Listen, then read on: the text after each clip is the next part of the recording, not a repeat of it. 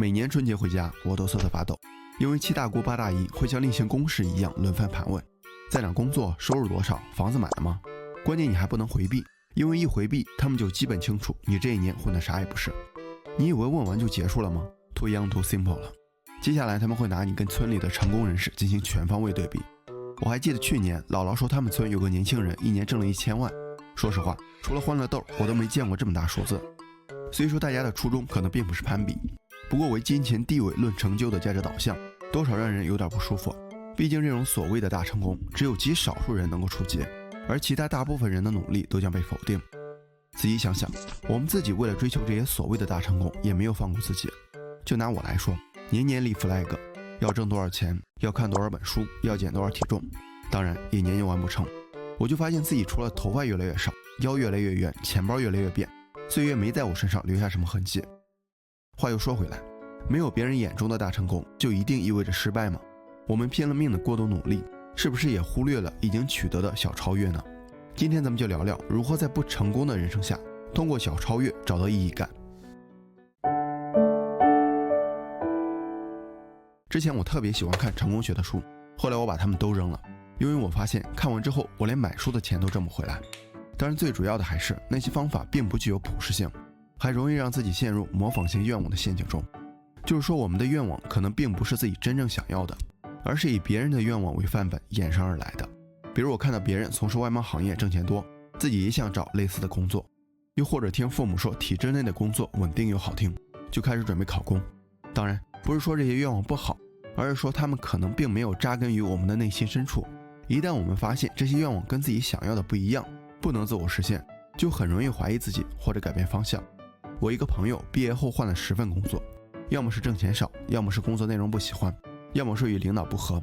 也就是这个原因，他跟同龄人的差距越来越大。除了模仿性愿望，我们在追求成功时太关注结果，也容易陷入完美主义陷阱。虽说完美主义并不是一种缺点，有时候说出去不仅不会觉得羞愧，反倒有点骄傲，但它本质上包含了很多负面心态，比如过高期待、不接受失败、行动拖延。大家可以想一下，我目标高，我不想干，我害怕失败，是不是都能拿完美主义来当借口？而且一旦有了这个借口，我就心安理得了。所以上学那会儿，老师经常骂我们，什么没准备好，什么时机不成熟，全都是借口，万事俱备还要你干嘛？傻子都能考清华。跟完美主义相反的，则是另外一种思维，叫做冒充者综合症，就是总觉得自己不够好，配不上自己应得的，即便取得了成就，也会觉得是自己侥幸，总有一天会被识破。就好比一些学霸，明明是自己学习好，非要说是运气，考得越好就越焦虑，不断的自我否定。哪像我这种普通学生，自信的跟学霸冒充我一样。冒充者综合症会让我们陷入内耗的怪圈，失败了焦虑，成功了更焦虑，从来没有认可过自己，也从没有感受过幸福。在追逐大成功的过程中，人们很容易迷失自我，不知道自己想要的是什么。就像西西弗神话中被诸神惩罚的西西弗，把巨石推向山顶，但还未喘息，巨石又跌落山脚，只能一次次重复这个过程。我们每个人也都在不停地推石上山，从出生开始推着学习这块巨石，然后以为到达了山顶，工作这块巨石又来了，接着还有婚姻、育儿、养老。我们一次次走到某个阶段的终点，又一次次回到另一阶段的起点。生活看上去不仅毫无意义，还充满了荒诞和滑稽。但也正因为此，作者加缪觉得推石上山这场搏斗本身就足以充实一颗人心。也就是生活的意义不在于巨石是否到达了山顶，而在于推石前进的每一步，在于整个过程中的每一点小超越。上升到哲学层面，我们再回顾过去，就能发现自己并没有那么一无是处。虽然很多目标和计划还是遥不可及，但它们已经不再是生活的全部。在我们追逐大成功的同时，那些细微又具体的东西，可能是一个瞬间的小确幸，可能是不起眼的小改变，它们也在不经意间充实着我们。这或许就是小超越的真正含义。前2天翻开日历，发现自己已经在 B 站816天了，而且坚持创作基本没有断更过。我算了一下，到目前为止已经在全网发布了170多篇内容。其实每一个视频，从想法到素材搜集，再到写稿做视频，都是这么来的。小超越或许就是每一句认真润色过的文案，每一帧用心设计后的画面，是一点点向好的转变。如果哪个视频的哪句话能给小伙伴们带来一点感悟和收获，对我来说就是最大的成功。虽说这些改变细小到不值一提，但小超越总能给生活增添一些温暖，也让每一天都肉眼可见的慢慢变好。下面我们再来聊聊如何在不完美的人生中找到属于自己的意义感。一、不活在别人的眼光里。现代斯多哥派学者威廉·欧文设计了一个有趣的思维实验。假设有一天醒来，世界上所有的人都消失了，就剩你自己，你的需求会发生哪些变化？你不用再费心买一栋大房子，也不用花心思穿好看的衣服，背昂贵的包包。